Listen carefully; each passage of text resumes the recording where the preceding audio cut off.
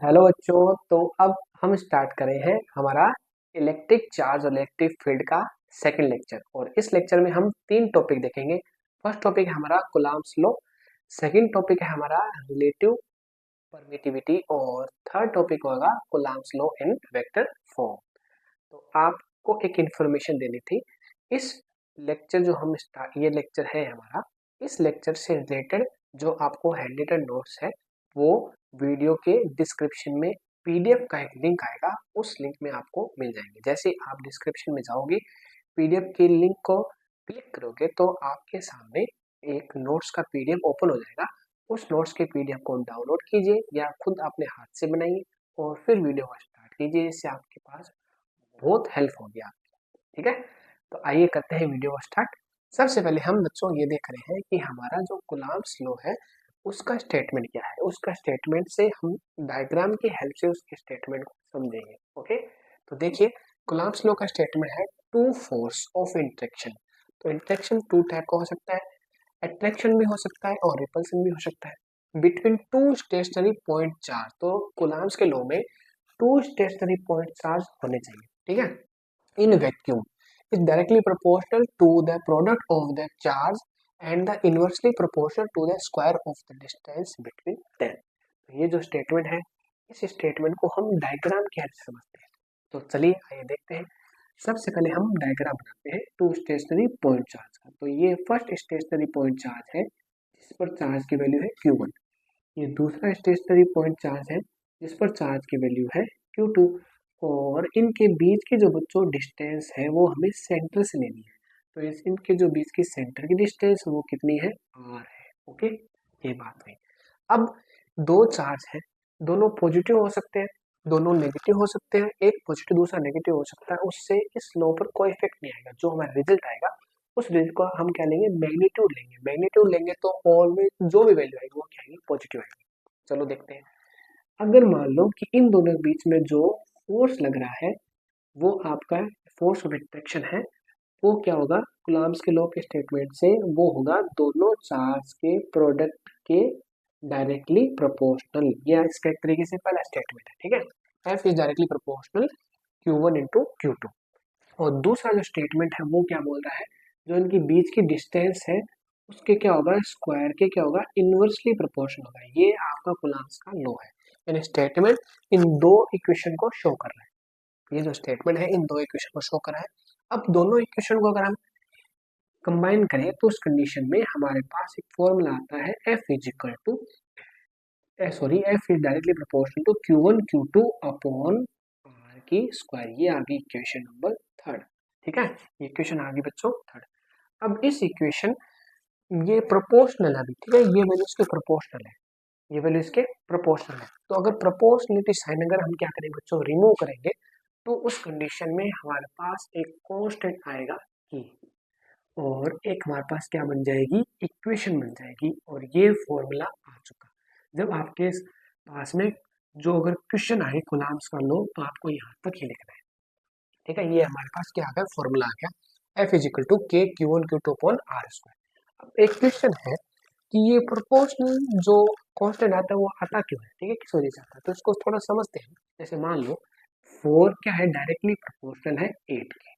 Okay, अगर मुझे इसकी इक्वेशन बनानी है तो मैं क्या करूंगा, मैं एक कांस्टेंट से मल्टीप्लाई कर दूंगा 8 को। ठीक है, कांस्टेंट से 8 को मल्टीप्लाई कर दूंगा। अब मैं के की वैल्यू निकालूं तो के की वैल्यू कितनी आएगी बच्चों, के की वैल्यू आएगी 1/2। ठीक है, अब ये वैल्यू वापस अगर यहाँ पे पुट करो तो आपके एक तरीके से आपको पता चल लग जाएगा कि के की वैल्यू अगर 1/2 पुट करें तो ये वैल्यू और ये वैल्यू इक्वल होगी। ओके, ऐसा भी हो सकता है कि हम ये कर दे कि 4 इंटू 2 इज इक्वल टू 8। ये भी इक्वेशन बन सकती है, नो डाउट ये भी इक्वेशन बन सकती है।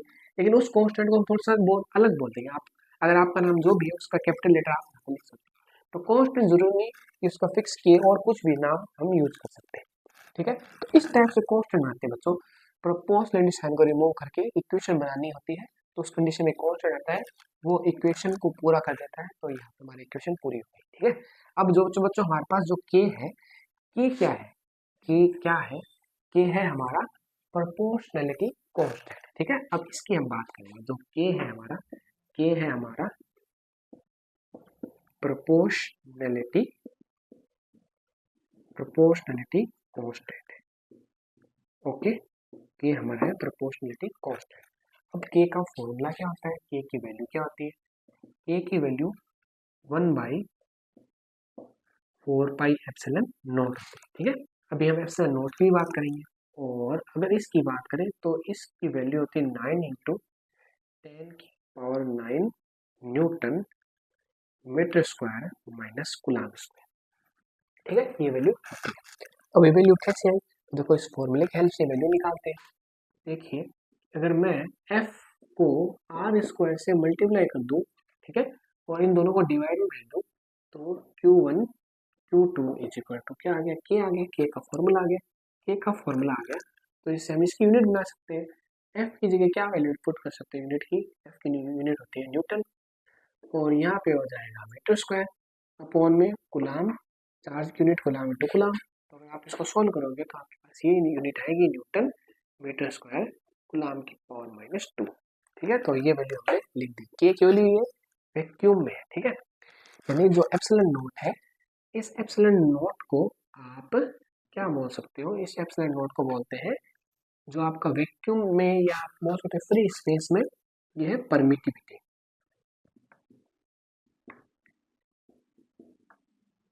ठीक है, ये आपका क्या है, ये आपका परमिटिविटी है। ठीक है, वैक्यूम या स्पेस की एक तरीके से क्या है, परमिटिविटी। ठीक है, ओके, और इसकी वैल्यू क्या होती है बच्चों, इसकी वैल्यू होती है वैक्यूम के लिए या एयर में 8.85 × 10⁻²। अब देखो ये क्या है, इसके रेसिप्रोकल है। ठीक है, तो उस कंडीशन में इसकी यूनिट भी क्या हो जाएगी, चेंज हो जाएगी, यूनिट हो जाएगी न्यूटन इनवर्स। ठीक है, मीटर की पावर -2 और कूलम्ब की पावर हो जाएगी +2। ओके, इस टाइप से। अब बच्चों अगर हम बात करें इन दोनों के डायमेंशन फॉर्मूले की, तो डायमेंशन फॉर्मूला अगर हम बनाए तो देखिए कैसे बना सकते हैं। देखो, एक का डायमेंशन फॉर्मूला बनाएंगे तो दूसरे का डायमेंशन फॉर्मूला हमें मिल जाएगा अपने आप। ओके, तो देखिए मैं इस फॉर्मूले का यूज करके डायमेंशन फॉर्मूला बना रहा हूँ। तो अगर मैं के का डायमेंशन फॉर्मूला बनाऊँ, तो देखो न्यूटन है, फोर्स है, फोर्स के लिए क्या होता है, जो फोर्स है आप उसका डायमेंशन होता है m1 L1 T -2। ठीक है, और ये हो गया आपका एक वैल्यू न्यूटन की। मीटर है तो ये क्या हो जाएगा, L² आ जाएगा। और कूलम्ब का जो एक तरीके से जो डायमेंशन है, फर्स्ट वीडियो में देखा था, वो था A1 और T1, तो इसकी क्या हो जाएगी -2।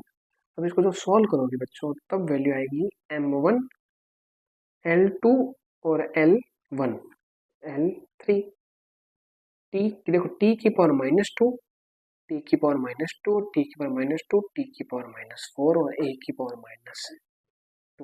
ये डायमेंशन फॉर्मूला बच्चों के का है। ठीक है, ये डायमेंशन फॉर्मूला है के का। अगर हम एप्सिलॉन नॉट परमिटिविटी की डायमेंशन फॉर्मूले की बात करें, तो ये क्या हो जाएगा, साइन चेंज होगा। ठीक है, जैसे m यहाँ पे पॉजिटिव है तो यहाँ पे क्या हो जाएगा, नेगेटिव हो जाएगा। l यहाँ पे l की पावर सॉरी नेगेटिव हो जाएगी, और t की पावर +4 और a की पावर +2, इस टाइप से हमारी ये वैल्यू हो गई। ठीक है, तो ये आपका प्रोपोर्शनैलिटी कांस्टेंट है, एप्सिलॉन नॉट क्या है, vacuum in free space, vacuum बोलो तो उसकी क्या है, परमिटिविटी है। ओके, अब हम देखो इसके बारे में थोड़ा सा और डिस्कस करते हैं, ये हमारा टॉपिक कंप्लीट हो गया। एक चीज हो रहा है, हम यहाँ पे 1 कूलम्ब की डेफिनेशन बना सकते हैं इस फॉर्मूले की हेल्प से।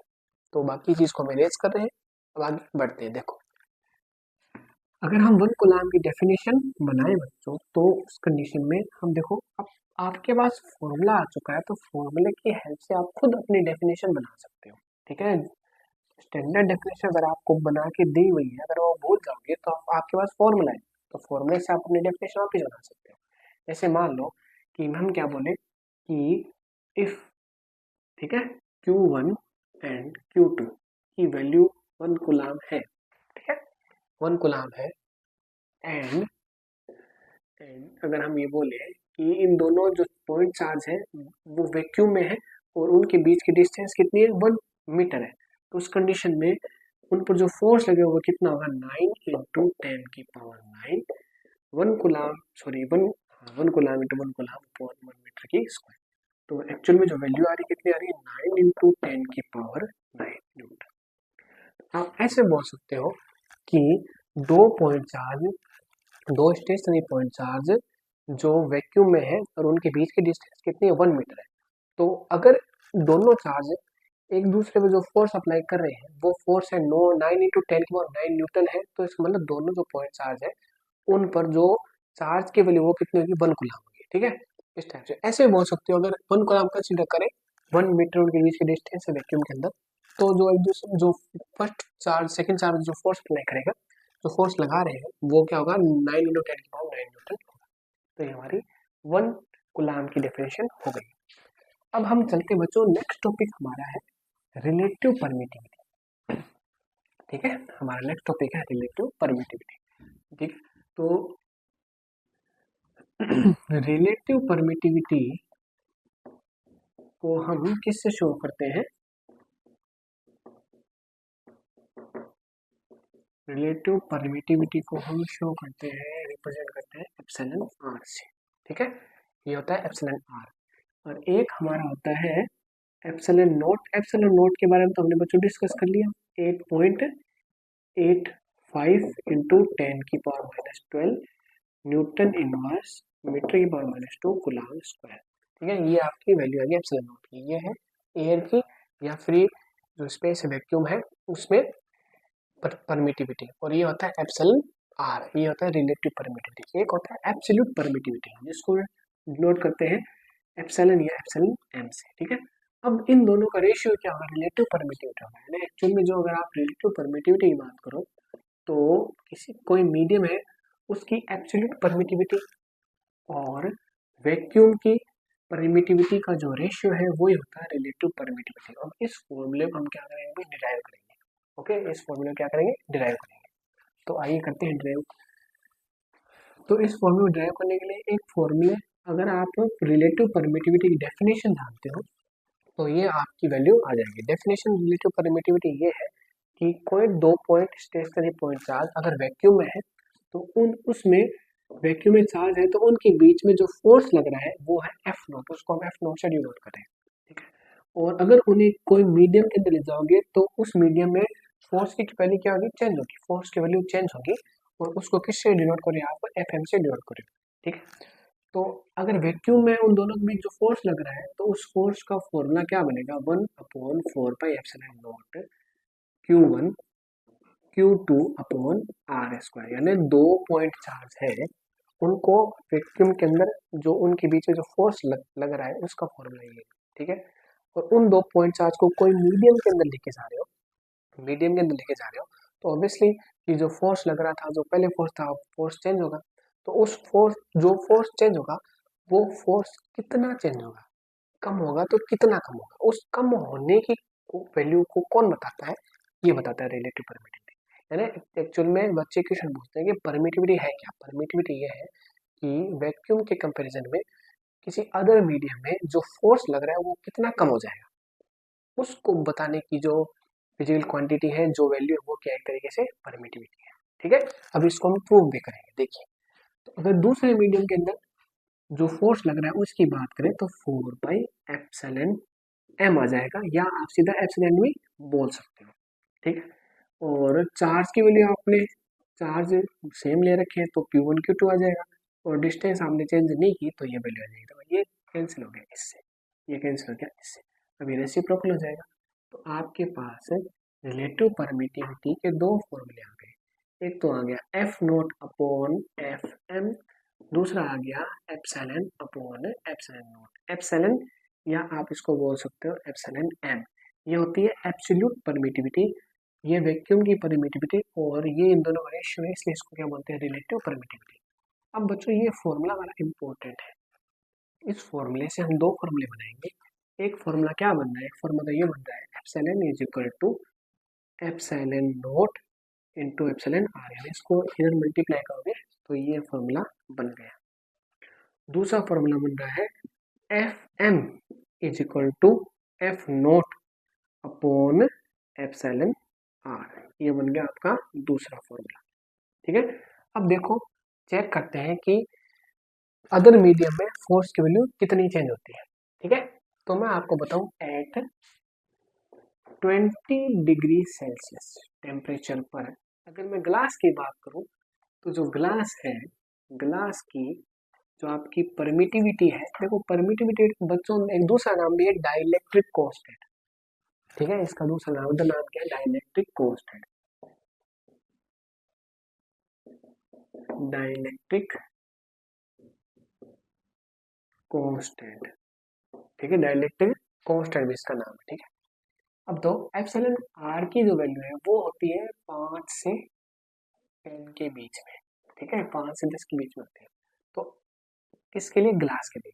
यानी हमारा जो क्वेश्चन है वो ये है, तो स्टेशनरी पॉइंट चार्ज है, वैक्यूम में है, तो मैं मान के चल रहा हूँ कि वैक्यूम में उनके बीच में जो फोर्स लग रहा है वो लग रहा है 10 न्यूटन।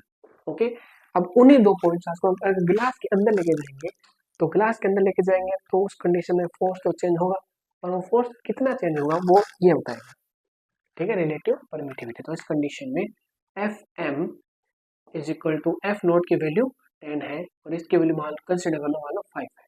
तो उस कंडीशन में हमारे पास कितनी वैल्यू आ गई? 2 न्यूटन आ गई ग्लास के अंदर। यानी कोई दो स्टेशनरी पॉइंट चार्ज जिनके बीच की डिस्टेंस मान लो r है और उनके बीच में जो फोर्स अप्लाई हो रहा है वो कितना है? 10 न्यूटन है वैक्यूम में। और उन्हीं दो पॉइंट चार्ज को अगर आप ग्लास के अंदर जाके देखोगे कितना फोर्स लगेगा, तो ग्लास की अगर आपको रिलेटिव परमिटिविटी पता है तो उन दोनों का रेशियो निकालोगे तो ग्लास के अंदर दोनों पॉइंट चार्ज के बीच में जो फोर्स आएगा उसकी वैल्यू यहाँ से निकल जाएगी। ठीक है, ये चीज हो गई हमारी बच्चों रिलेटिव परमिटिविटी। अब हमारा नेक्स्ट और लास्ट टॉपिक है आपका coulomb law in vector form. तो आइए उसको देखते हैं। चलो स्टार्ट करते हैं। अब देखो बच्चों, वेक्टर फॉर्म देखना जरूरी क्यों है?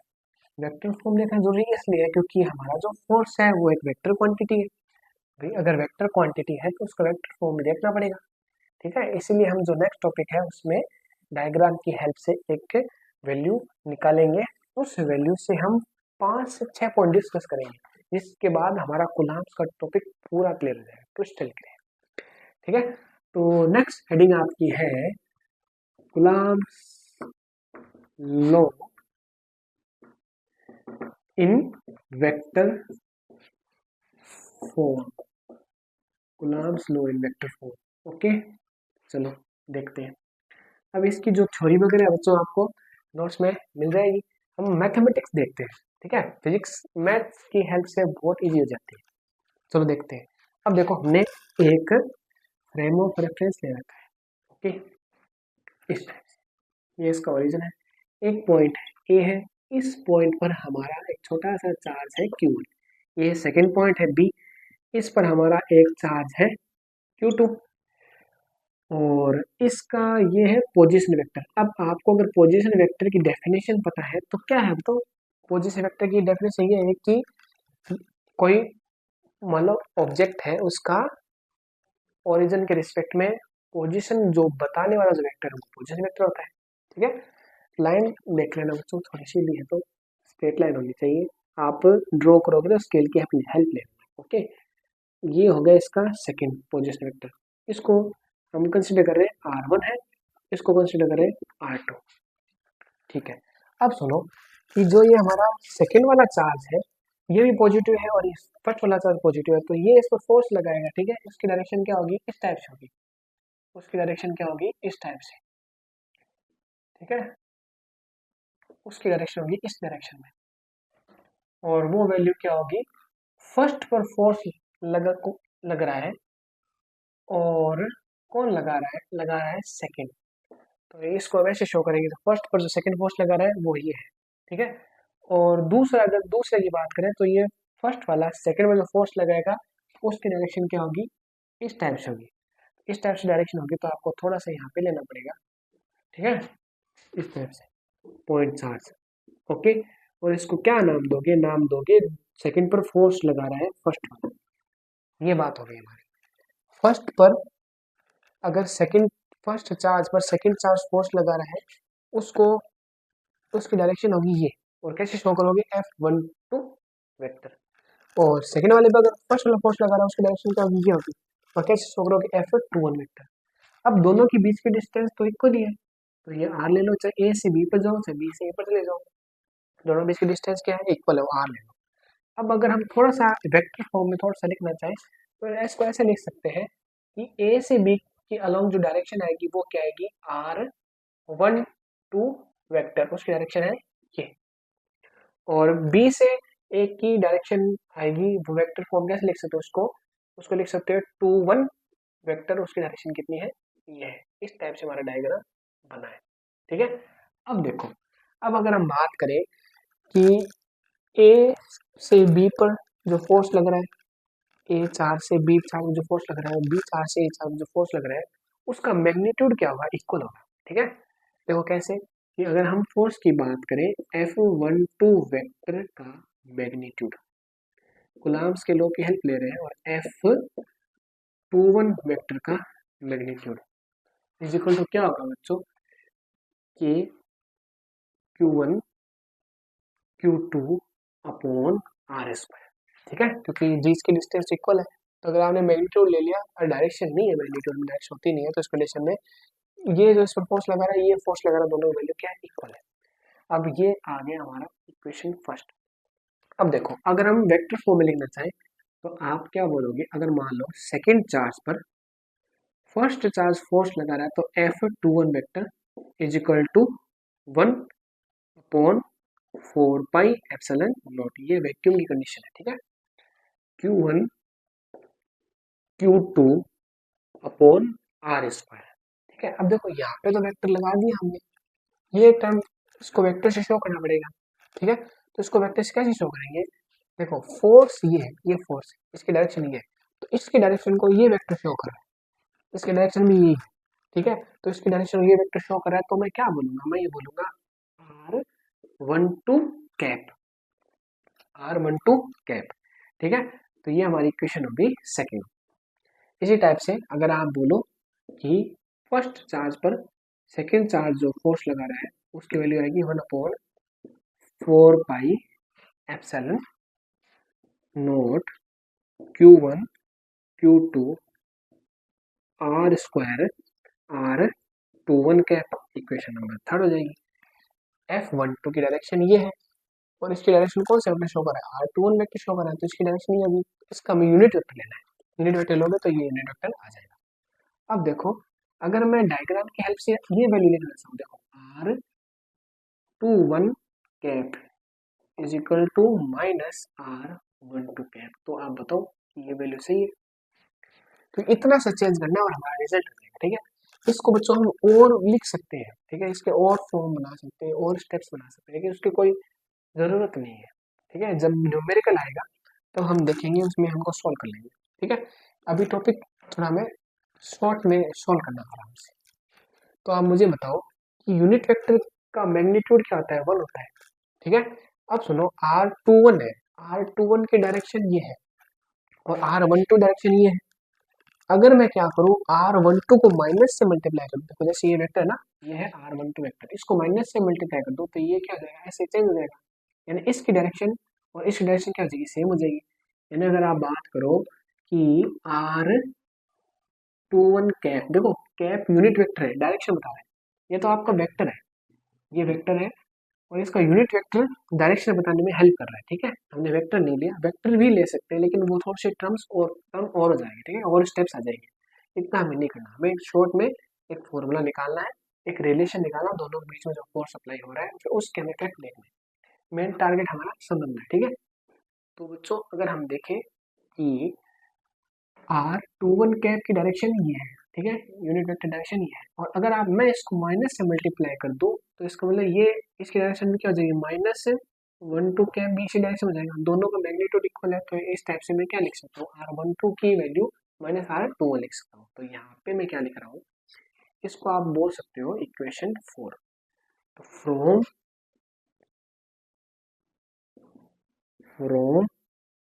इक्वेशन 3 एंड 4, इक्वेशन 3 और इक्वेशन 4 की हेल्प से आप क्या बोलोगे, F12 vector 1 upon 4 pi epsilon not, इसको आप के भी लिख सकते हो, Q1 Q2 R square minus R12 cap, इसकी जगह माइनस R12 कैप लिख दिया, माइनस को आगे ले लो।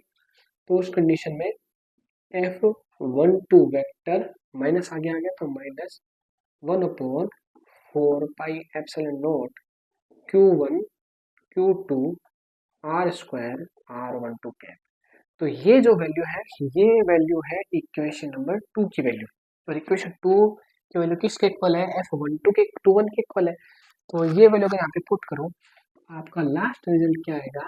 F12 vector is equal to minus F21 vector है। इसका मतलब ये हुआ कि फर्स्ट चार्ज सेकंड चार्ज पर जितना फोर्स लगा रहे हैं उतना ही force second charge first charge पर लगा रहे हैं, क्योंकि इनका मैग्नीट्यूड इक्वल है लेकिन डायरेक्शन अपोजिट है। इस फोर्स की डायरेक्शन ये है, इसकी डायरेक्शन ये है, तो इसलिए यहाँ पे क्या आ गया? माइनस आ गया। ये हमारा रिजल्ट था। ठीक है, अब हम इस रिजल्ट की और इन्फॉर्मेशन देखते हैं, इंपॉर्टेंट फैक्ट देखते हैं जो आपको नोट्स में मिलेंगे। चलो अब देखते हैं बच्चों इसके इंपॉर्टेंट फैक्ट। तो इम्पोर्टेंट फैक्ट हमें कुलाम्स के लॉ को डिटेल में समझने में हेल्प करेंगे। ओके, तो देखते हैं इम्पोर्टेंट फैक्ट। आपका है important fact.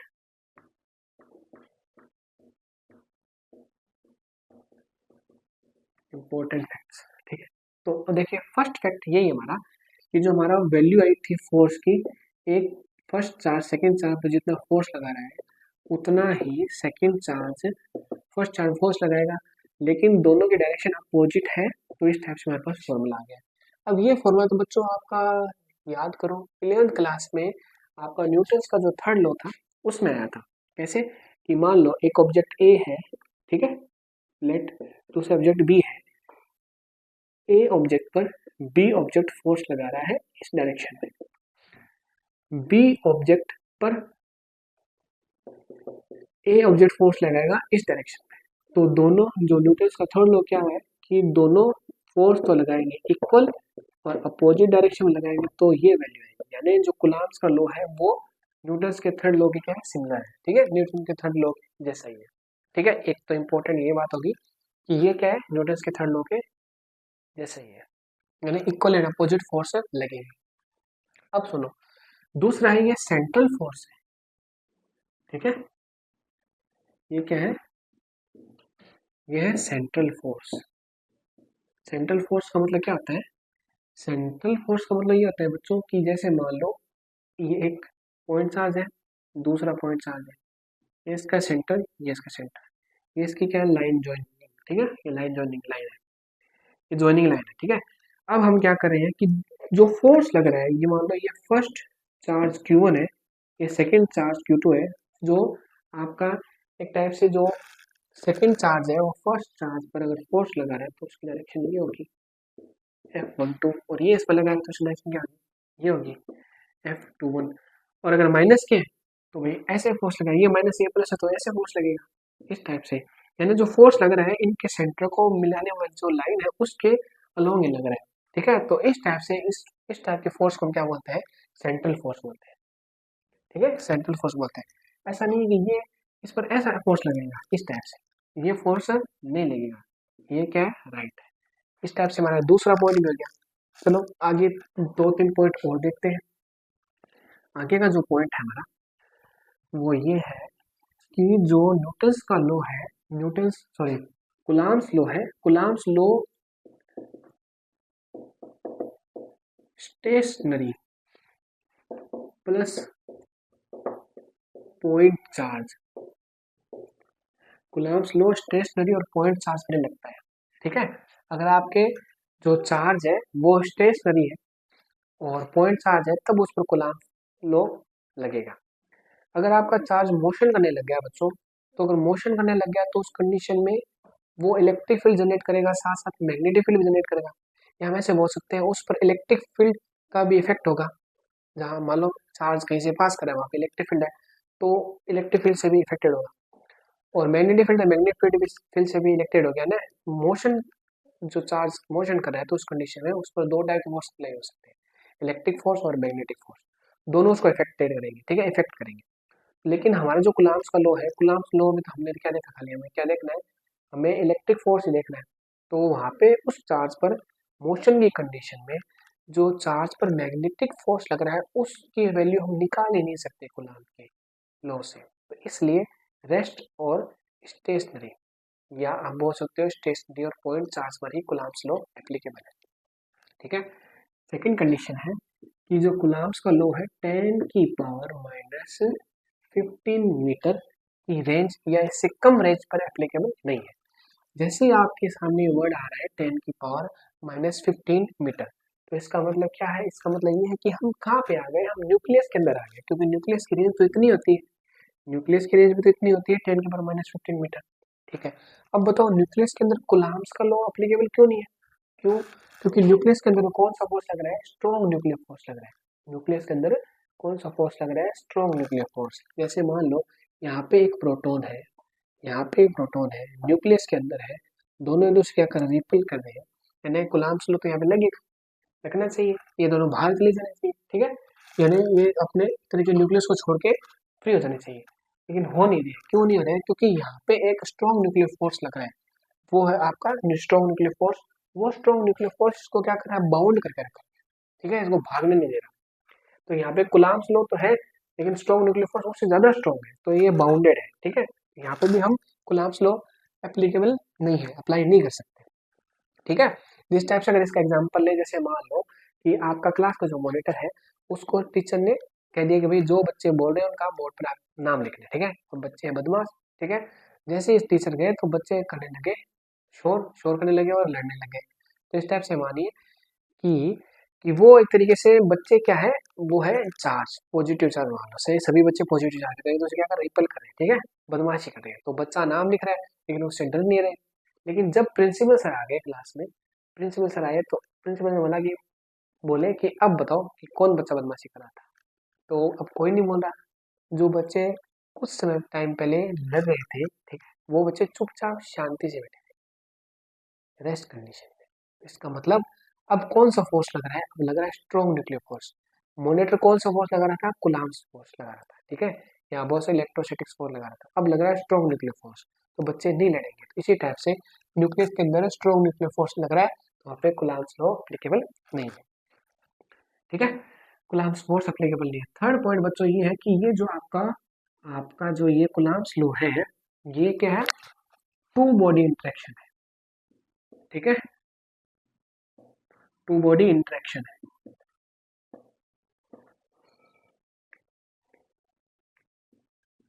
To body interaction है मतलब, इसका मतलब जैसे ये एक मान लो पॉजिटिव चार्ज है और ये मान लो नेगेटिव चार्ज है, इनके बीच में जो फोर्स लग रहा है वो फोर्स अदर चार्ज से इफेक्ट नहीं होगा। यानी जो इसके आसपास में और भी चार्ज हमने मान लो रख दिए, पुट कर दिए, तो उस कंडीशन में इनके बीच में जो फोर्स लग रहा है वो इन चार्ज से क्या होगा? इफेक्ट नहीं होगा। ठीक है, जो इनके बीच में फोर्स लग रहा है उसकी वैल्यू अगर और चार्ज है तो भी वैल्यू क्या आएगी? सेम आएगी। ये है लास्ट आपका क्या है? जो कूलाम्ब्स लॉ है वो है inverse square law. Inverse square law का मतलब जो आपको फॉर्मूला आया था कि Q1 Q2 upon R square, तो F is equal to directly मतलब F direct inversely proportional R square. तो ये है आपका इनवर्स इनवर्स स्क्वायर, एक तरीके से जो एक तरीके से ना इनवर्स स्क्वायर लॉ है। ठीक है, इनवर्स स्क्वायर लॉ मतलब डिस्टेंस का स्क्वायर इनवर्स के टर्म में आ रहा है।